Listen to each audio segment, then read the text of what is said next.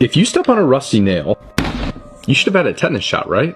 Well, that's what we've been told. The tetanus shot changed everything for me. It was the last toxin I ever had injected in my body, and it made me so incredibly sick that it forced me to look into what was actually in it. Believe it or not, tetanus vaccines are usually made from rotting organs, something worth knowing if you're vegan or vegetarian.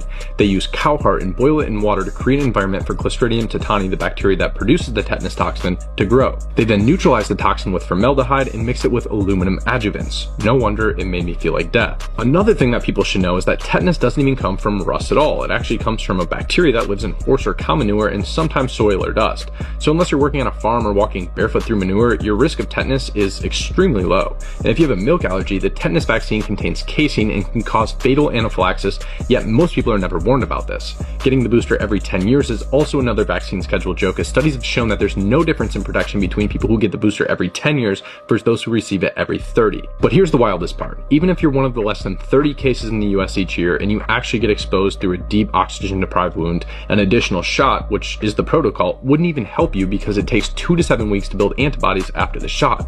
If you're already infected, it's too late. Instead, just take 1 gram of vitamin C, preferably from a whole food source, for 5 to 7 days. In a clinical study, this approach resulted in 100% survival in children with tetanus and significantly reduced mortality in adults.